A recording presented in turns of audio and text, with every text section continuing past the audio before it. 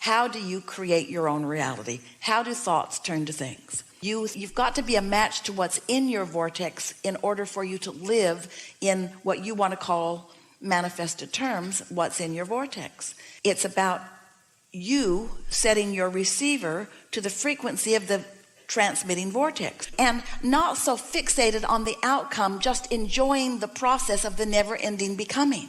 Because what you notice is, as soon as you get something that you've been wanting, you begin to want something else. So there's always going to be that somewhat of a gap between your giving birth to it and it gestating and you receiving it and it coming into full manifestation. You're not ever going to be standing in a position where you've got a whole pile of everything you want all around you. You're not ever going to get there. It is not the nature of eternal beings. There's always going to be something new that you've asked for that you're on the way to. There's always going to be something more that you've asked for that you're on the way to. And it's the on the way to that's life. It's the unfolding of it. That's why everyone who has ever existed, that's why all of us are all focused forward with all of you right here and now. This is the leading edge. This is where manifestation is occurring. This is the happening ground of creation. This is where it is. And we're all focused there with you. And when you stop leaving it to someone else and you stop pouting about what's not happening to you and you take your own bull by the horns and you acknowledge that you are the creator of your own experience and you let the energy that creates worlds flow through you, now you're tuned in, tapped in, turned on. Now you're living life the way you've intended. Now life is the way you meant for it to be. Now you got it going on. Now that's the way you mean to be, in the state of eternal becoming, conscious becoming. I saw it, I wanted it, I wasn't aligned with it, I felt better, I focused my mind, I felt ease about it, I allowed it, it happened. It happened, it happened, it happened, it happened. Things are always working out for me. This is the way you mean to feel. This is the way the larger part of you does feel. But much of the world, instead of looking for that sweet spot and finding it and reveling in the creative process, most are looking at the results of what others have done. So they're sifting manifested stuff into piles and complaining that their pile's not bigger, that somebody else's pile is too big, completely missing the point of creation and offering their attention to it in the action form instead of into the mind thought form that is really where it's at. You following? So much action applied after the fact of sloppy creation, trying to compensate for sloppy creations through action and then failing. That's what most people are doing, instead of getting out ahead of it and thinking the thought that will allow it to be. If you're looking at what is right now, first of all, you're looking at past tense. But if you are caring about the way you feel, now you're tending to what's actively going on.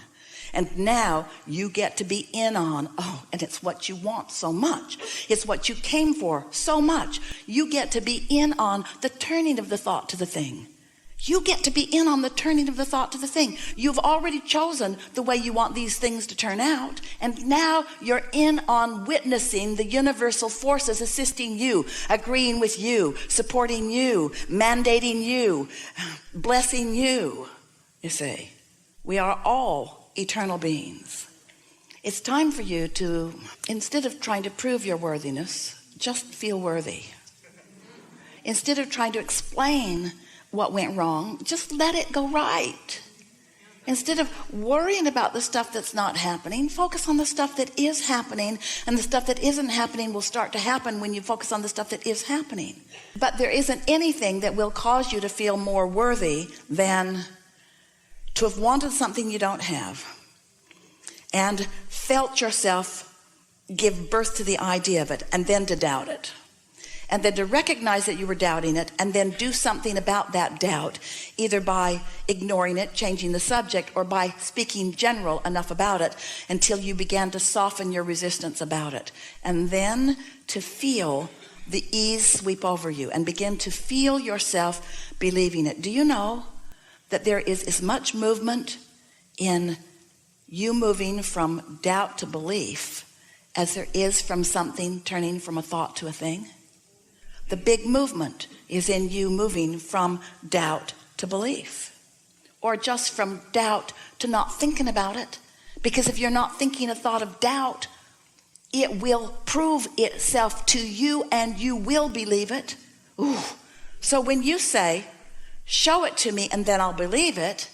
We say, okay, just stop thinking about it for a little while and we'll show it to you. And then you can believe it. How about that? Show me and then I'll believe it.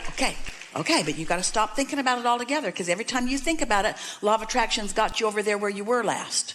And where you were last was doubt. And as long as you're focused on it in doubt, you're not letting it move. So if you can stop thinking about it, we'll show it to you. That's the way the universe is working with you.